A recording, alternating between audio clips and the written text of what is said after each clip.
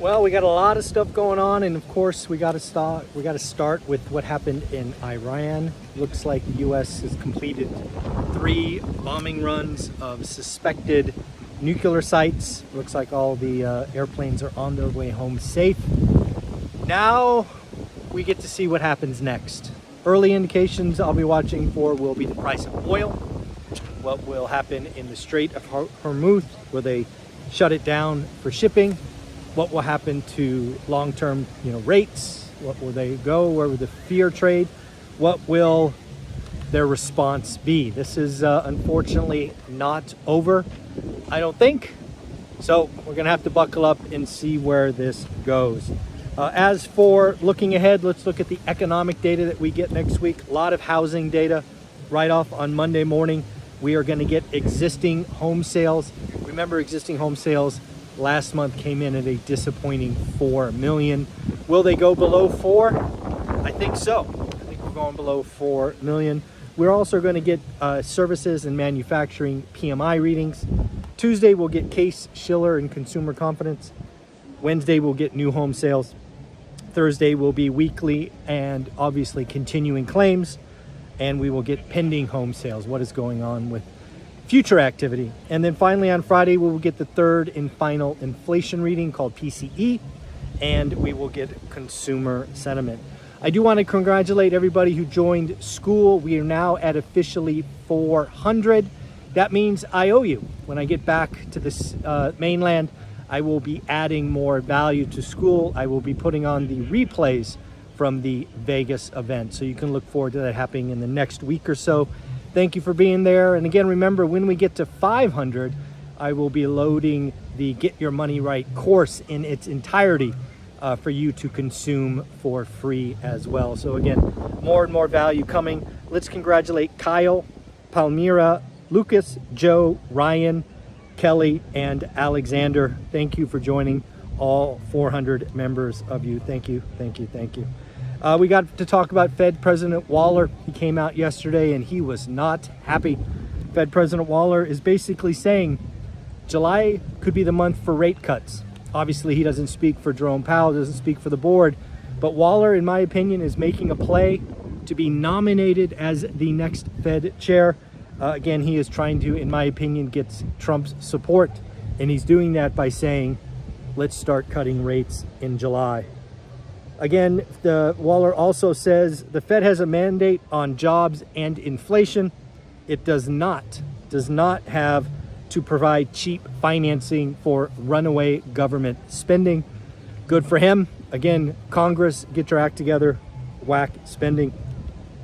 Fed President Barkin says we can't ignore a spike in inflation.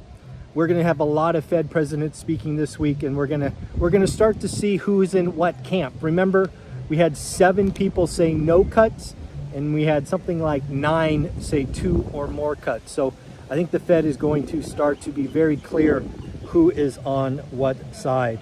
Fed President Daly says additional labor weakening could easily turn into something bigger. Again, I think you're starting to see more and more people look at the cracks in the labor market and want to cut early and preemptively.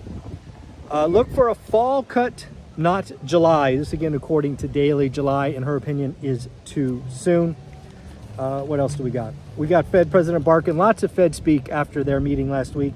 Business CEOs are wait and see mode on capital spending and hiring plans. Again, this goes back to the key word of 2025, uncertainty. The job market and consumptions are holding up. Nothing urgent in the data worth cutting rates today. And then not ready to dismiss inflation or risk from tariffs. So again, lots going on there. Fed President Waller says a 10% tariff on all imports will not have much of an overall impact on inflation. Fed President Waller also says, I do not want to wait for the job market to tank before cutting rates. Again, I think Fed President Waller is looking for to be nominated as the next Fed president. Danielle DiMartino Booth, if you don't follow Danielle, she's somebody I follow. She is going hard on Jerome Powell. She was a staunch reporter for a long time. She's been wanting to kill the Fed put for a long time. but she has had enough of Jerome Powell. He is saying that Jerome Powell is frankly being mean-spirited and purely political for not cutting interest rate. In my opinion, what Jerome Powell is simply doing is he's creating a pent-up demand, and we'll see what happens when that gets released into the system.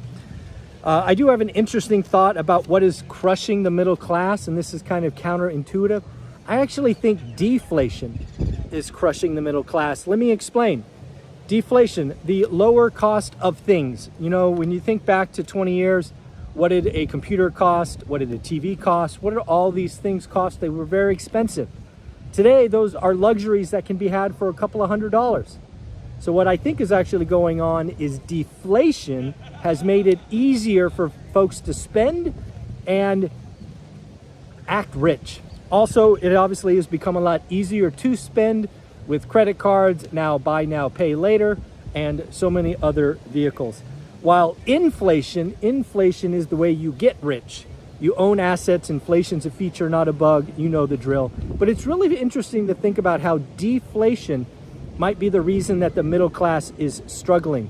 Again, it's not a fun topic to think about, but when you think about the cost of first class travel or, you know, the luxuries of life, they were one time very expensive, and today, not so much. So again, it's interesting to think about. What else do we have?